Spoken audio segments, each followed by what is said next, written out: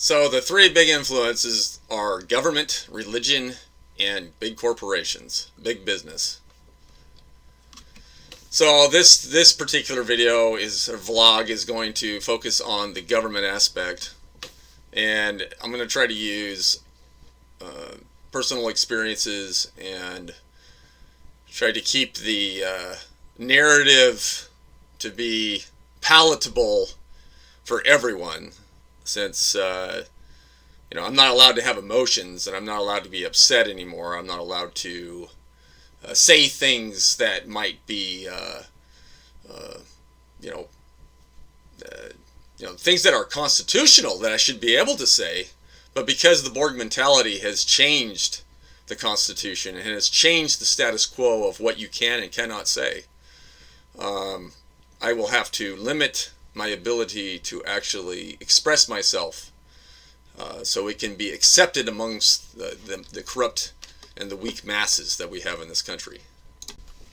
There are three major influencers on humanity that tend to control humanity and to basically make you like everyone else through basically judging everyone equally, to the point where you aren't able to make choices anymore. You're not allowed to think anymore. You do what everyone says, and as time goes by, that standard becomes corrupt, and that standard becomes to the point where you're not allowed to do things on your own. You're not allowed to think for yourself, and that, I don't believe that is the call of humanity. I believe that we're supposed to be independent, and we're supposed to think for ourselves, and we're supposed to create relationships with people, real meaningful relationships that require dependence on other people who you have relationships with, not with people you don't know, not with strangers, not with people that live clear across the country. You need to learn to respect and to trade and to trust and to love. But with government prevents you from doing those things, because you have to be filtered through a sift that they think is appropriate for you as a human. Things like the media can be used to help humanity, and it can also be used against humanity. It just depends on who's in power and who wants what at what time. So media isn't necessarily the bad guy. Media is a tool that is used by the superpowers to manipulate the masses, and the internet happens to be the latest and the greatest media tool that has ever been created. And the media can be distorted, and lies can be made, and false truths can be camouflaged into looking like they're true when they're not. And even though you may have a truth that needs to be said, you will be censored, and you will not be allowed to speak such things, because they will think that you will commit atrocious crimes when you say things that might be considered dangerous. Yes, and they are going to use your heartstrings. They're going to play on your emotions to get you to give up your humanity, to give up your freedom, your liberty, for the promise of safety. The promise of safety, the promise of living a long life under the rule of somebody else, because they will take care of your bad guys for you, instead of allowing you to produce relationships with those around you who have common interests, who have common beliefs, and create a culture. And this culture can grow, and this culture can expand, and the culture will live in harmony, and the people will be much happier. And then one culture meets another culture, and these cultures don't agree with each other. So these cultures end up fighting each other. And the culture that is in more harmony and is in more in line with humanity is usually going to be the one that's going to conquer the other culture. Now, there's a lot of atrocious things that have happened in our past with leaders, and some leaders have been quite successful in conquering parts of the planet. And I don't really want to say which leaders in case it offends people, but these leaders then eventually become corrupt, and these countries become corrupt, and these cultures become corrupt, and that's what this is all about. This is about talking about humanity and how the Borg mentality of the culture changes in a way that it destroys humanity, and it ends up imprisoning you and takes away your ability to think and your ability to choose freely and to be allowed to make mistakes. The fact that we have become so large and so intertwined with the rest of the world and everyone has to be the same is the biggest threat humanity has ever faced. Because as soon as there's one government, then everyone has to do what it says. And eventually, when the government does become corrupt, like all governments do, it is a constant, then we are doomed. So this idea that we all become the same culture, that we're all supposed to be the same, is the largest threat to humanity that has ever existed. It is not utopia. You cannot have utopia if you don't have honesty. You cannot have utopia without discipline. You cannot have heaven on earth when there are unjust and wicked people. Especially when the wickedness comes from people who believe that they're in the right. That they think that their beliefs are right because they were raised that way, because they have scripture, because that's the way they've always done it. And the problem with that is that's the nature of man, right? The nature of man is an animal. It's a beast. And we have to constantly be reminded that, we need to work together, and we need to remember that we are individuals, that we are not the same, and that we need to be treated as an individual so we can grow and prosper. For just a simple example, so I've been alive on this planet for almost 50 years, and I have seen the United States change drastically in these 50 years. And how I base that is on the Constitution and the Bill of Rights and the experiences we had during the Civil Wars and the Revolutionary Wars, the Vietnam War and the Gulf War and all these wars that we have been in. And I have noticed that the United States has become corrupt. But originally, when the United States was formed, the land was conquered from the tribals, the people that lived here, and because they weren't as advanced, and so therefore they got pretty much wiped out and thrown on reservations, and which, I'm not going to say whether that's something we should have done or not, but that's what happened, right? So,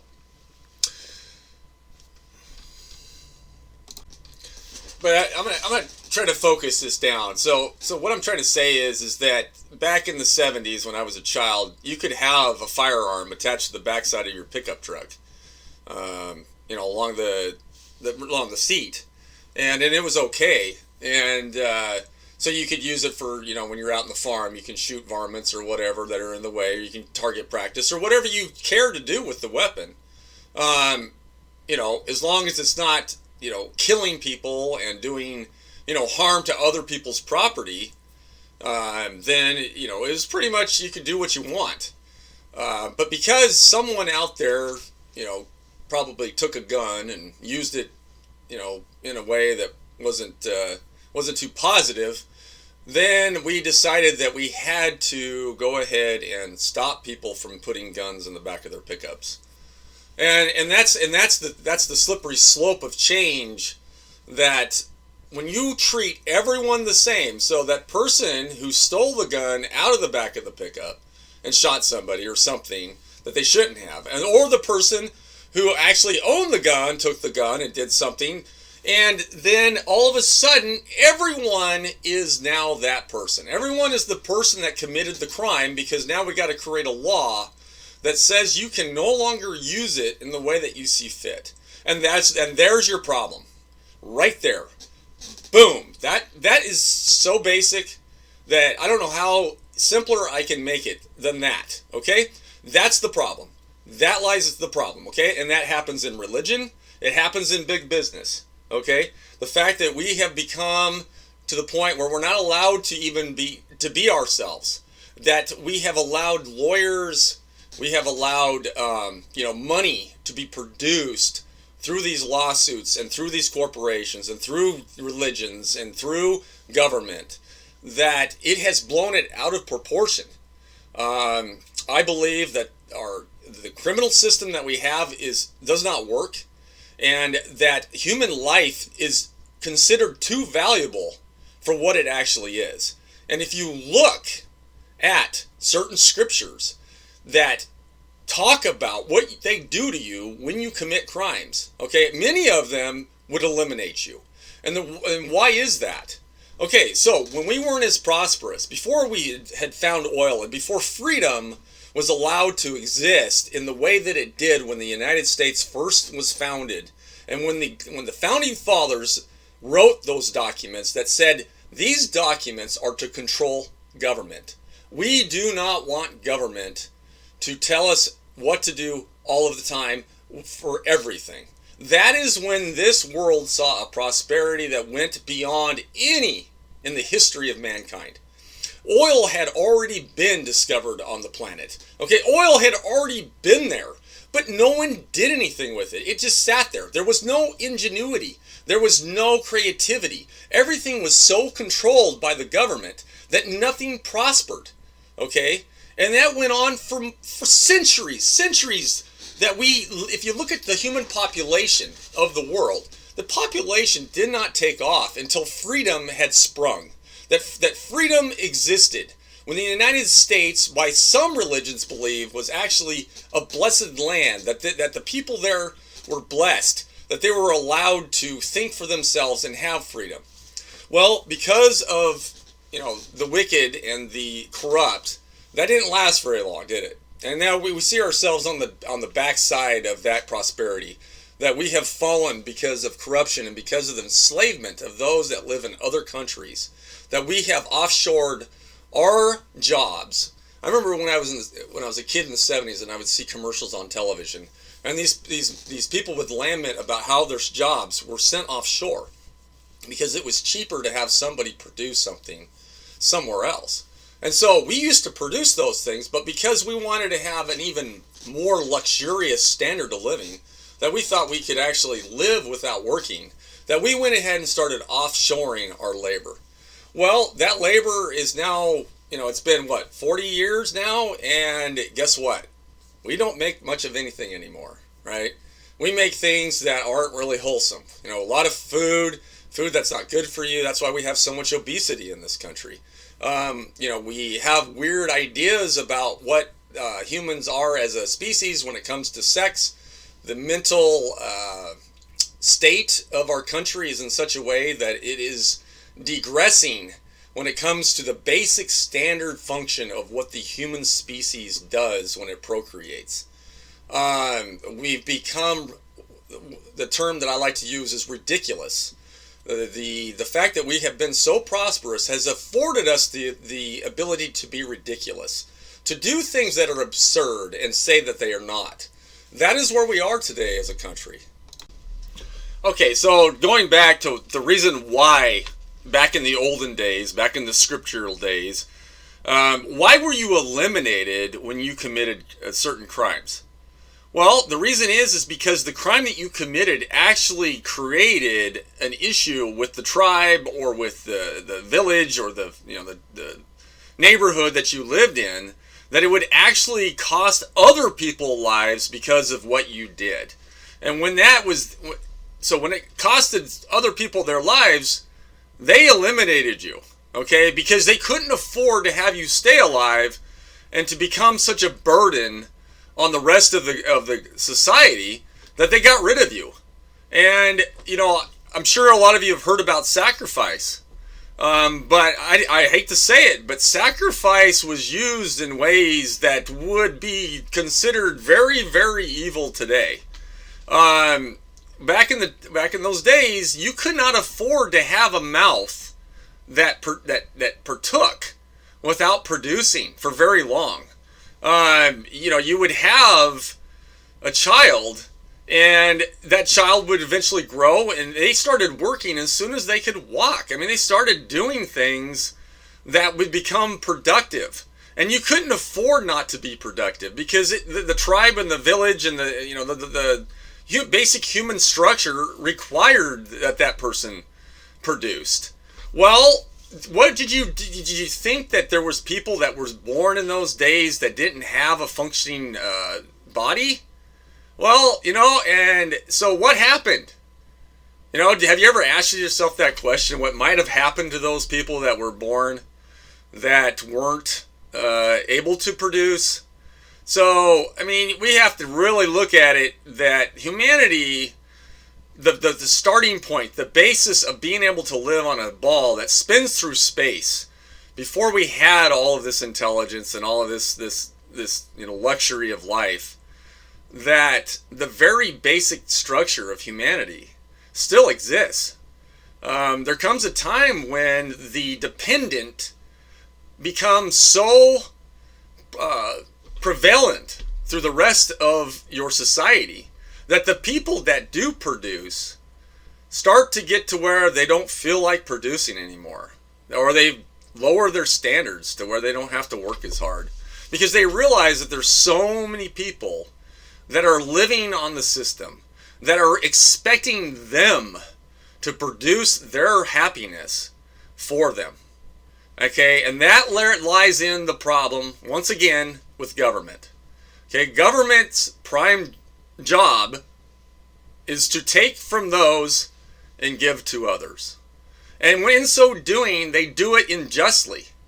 In so doing, the ridiculous ideas that these overly prosperous and also these overly wicked governments that particularly produce prosperity in thin air and does not actually earn the prosperity, and then goes and gives it to people unfairly, unjustly. That is the moral dilemma. That is against humanity. You never produce a unit of wealth without actually earning that unit of wealth, because that is not trustworthy. That is not something that you can trust. And the money says what? In God we trust, right? Money has to be something that people can rely on and depend on, and see it as a measurement of honesty and a measurement of worth. And when the government prints that out of thin air and unevenly distributes it to others, it creates a dependence like no other. My own personal experience with the dependence is it has basically destroyed my will to work any harder than I have to. I used to be an extremely hard worker. I worked so hard that I pretty much put my body in shambles, and now people expect me to continue working to produce for them.